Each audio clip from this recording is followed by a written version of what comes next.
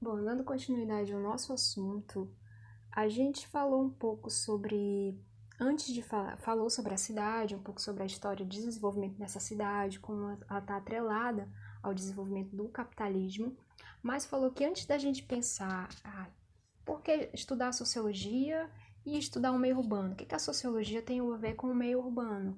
Antes de pensar a sociologia, as teorias da sociologia que falam sobre o meio urbano, a gente precisa entender que essas teorias foram feitas por pessoas que viviam no meio urbano, que viviam e vivem na cidade e começam a se fazer perguntas sobre essa cidade. Afinal, que lugar é esse? Quem sou eu nesse lugar? Poderia ser melhor? Por que é da forma como é? E essa ideia de conhecer e contar histórias, que está muito ligado às pesquisas do Robert Park e de muitos outros sociólogos da escola de Chicago no início do século XX, mesmo em outra época, em outro lugar, lá nos Estados Unidos, mas ajudava a gente a pensar sobre por quê, para quê, né? Você quer saber por que pode ser um laboratório também, entender essa cidade, entender essas pessoas que vivem nessa cidade. A gente falou um pouco sobre a teoria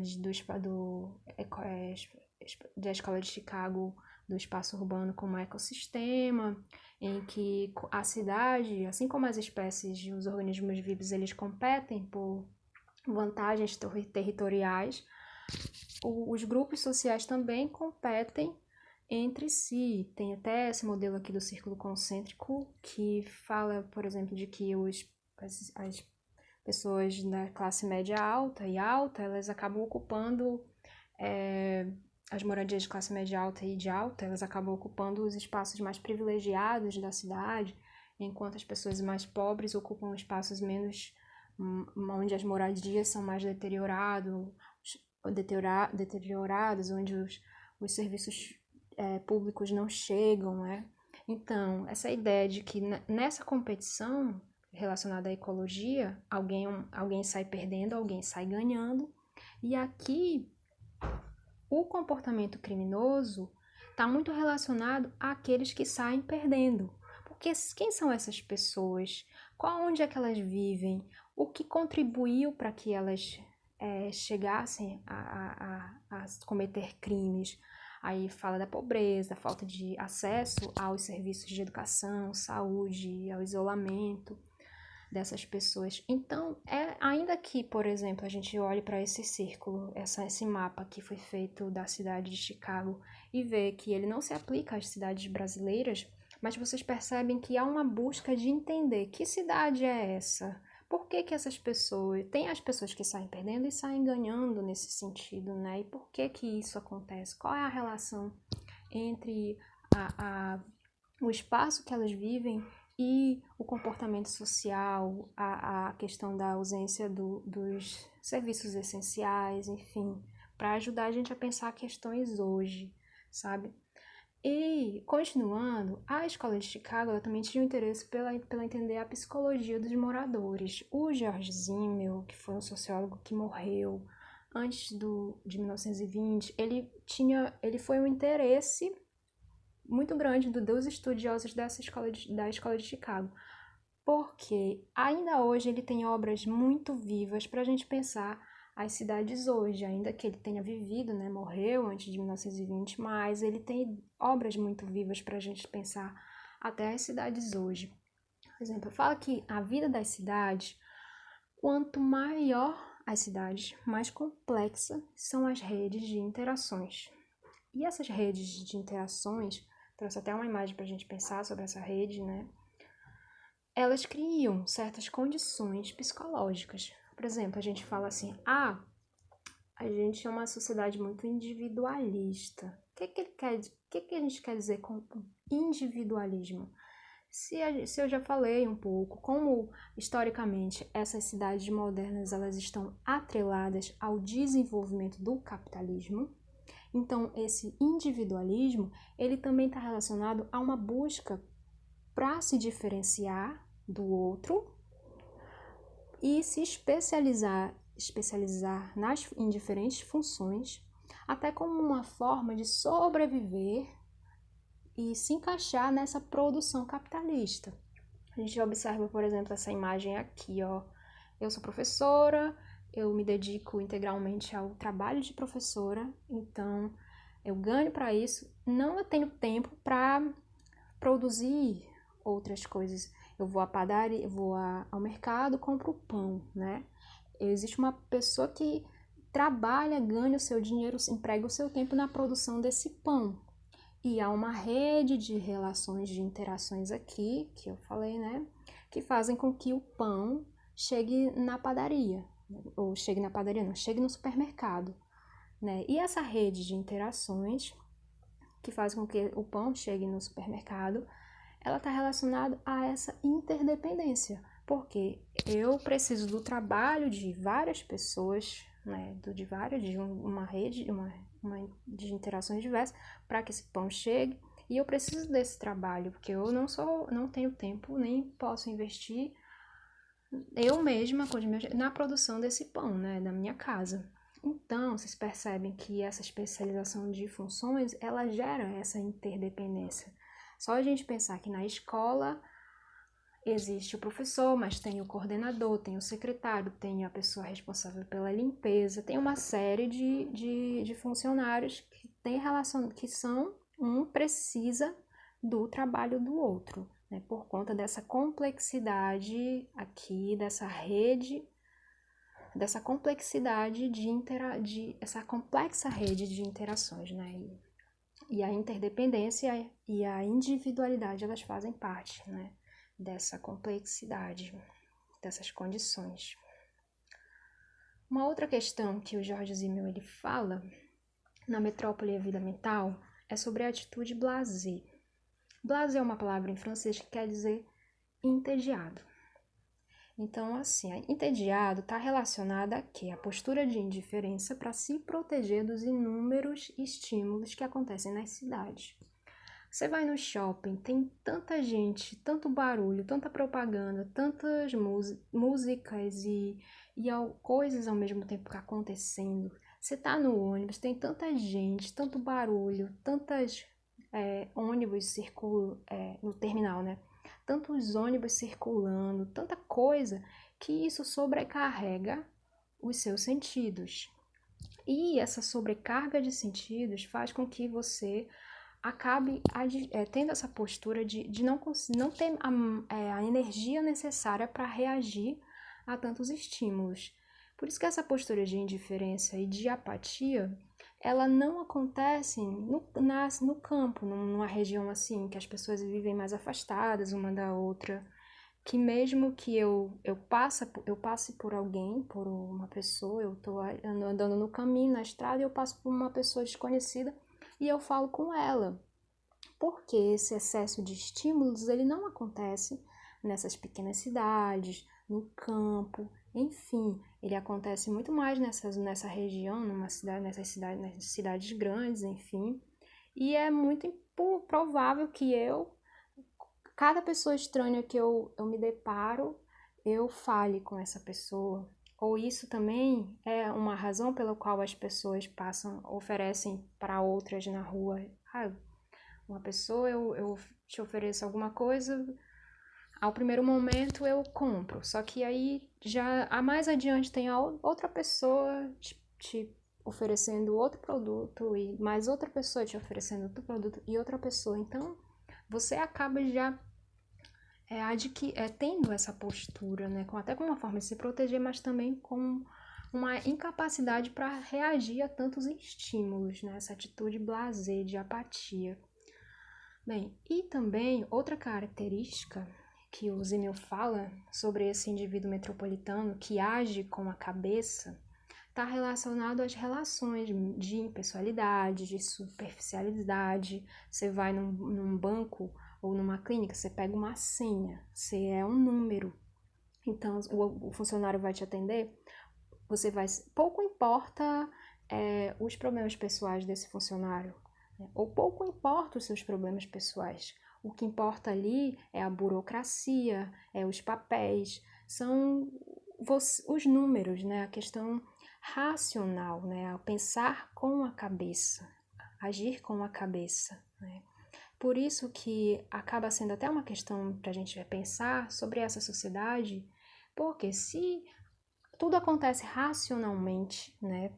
Impessoalidade, racionalidade, se tudo tem a ver com o dinheiro, essa moeda de troca que é o dinheiro, tudo se torna cálculo.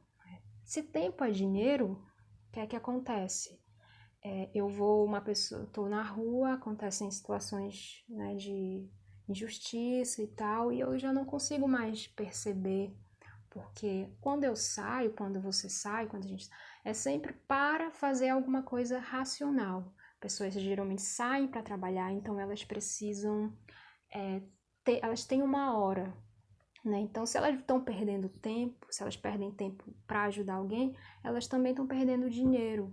E isso acaba sendo perverso porque a questão humana, onde é que fica, né?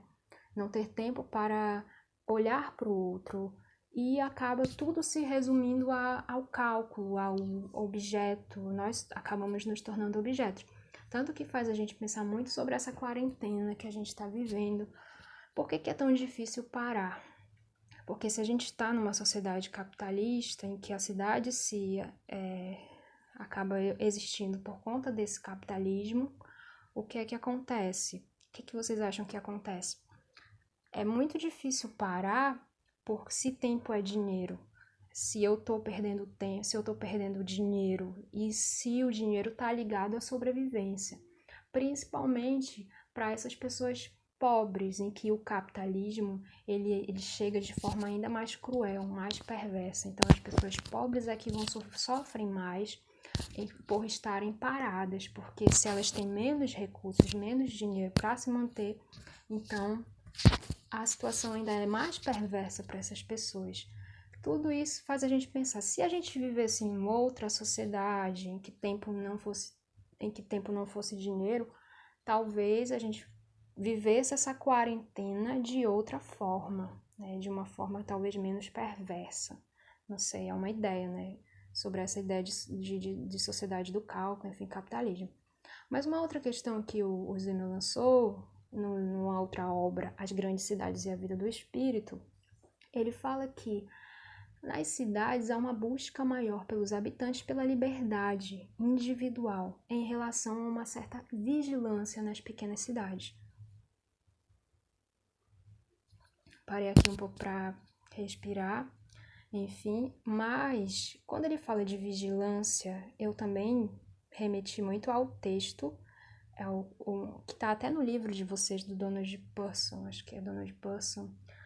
Ele foi um dos também estudiosos da Escola de Chicago e ele faz uma diferenciação entre o que é a comunidade e o que é a sociedade.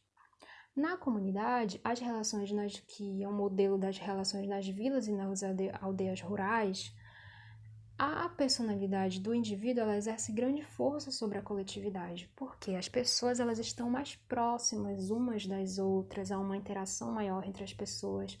Então, e se um grupo é menor, é óbvio que a minha opinião, a minha ideia vai estar mais predominante ali, né? Ao mesmo tempo, porém, os sujeitos eles têm menos liberdade e eles são mais regrados pelas forças sociais. Porque se aqui, lembra que eu falei, botei até aqui, peraí, os indivíduos no metropolitanos eles agem com a cabeça, enquanto no campo ele age com o coração, porque eu acabo tendo um maior interesse pela vida do outro, já que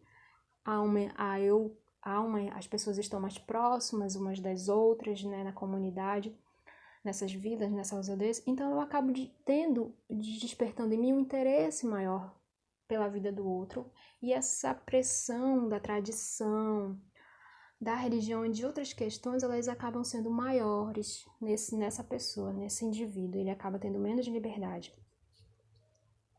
Nesse de azul, que fala da sociedade, que está relacionado à socialização dos grandes aglomerados nas cidades modernas, né?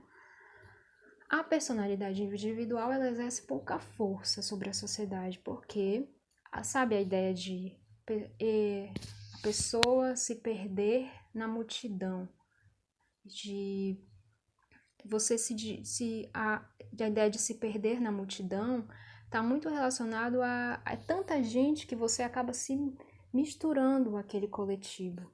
E por isso há uma maior liberdade em relação a essa questão de se sentir pressionado pelas forças sociais, porque você tá ali, ninguém te conhece e não há mais tanto interesse pela vida do outro, né? Quanto se fosse no meio rural, numa cidade menor, enfim, né?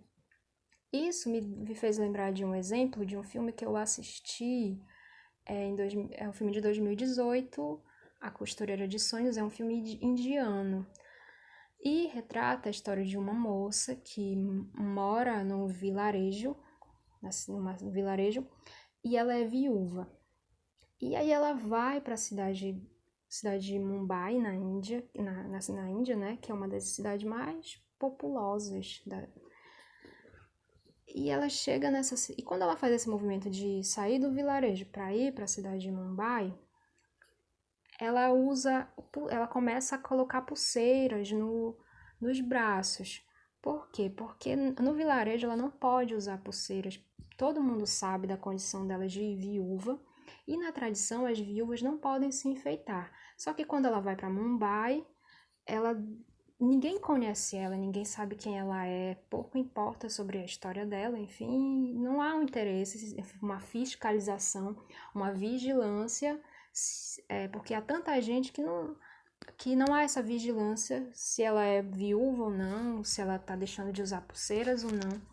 Então vocês percebem como essa questão da liberdade ou da pouca liberdade, da tradição que exerce uma força maior sobre as pessoas, né, as comunidades, ela está presente aqui nesse filme. Vou deixar até uma indicação, se um dia vocês puderem ver, ele trata muitas questões interessantes de, sobre questões da tradição indiana e como a modernidade ela acaba fazendo com que essas questões da tradição acabam entrando em contradição. É um filme muito interessante, mas também a gente depois vai pensar o seguinte, nos próximos vídeos, né? Até no livro vocês vão lendo, vão percebendo que existe sim uma vigilância em relação aos moradores das grandes cidades. Só que é um outro tipo de vigilância. A liberdade dos moradores nos grandes aglomerados urbanos, a gente vai pensar, de fato, há uma liberdade mesmo assim? Ou que outra forma de aprisionamento esses moradores das cidades grandes eles passam, eles vivem? Que outras formas, né? Isso tudo a gente vai pensar nos próximos textos, nas próximas videoaulas, tá bom? Pois valeu e até lá!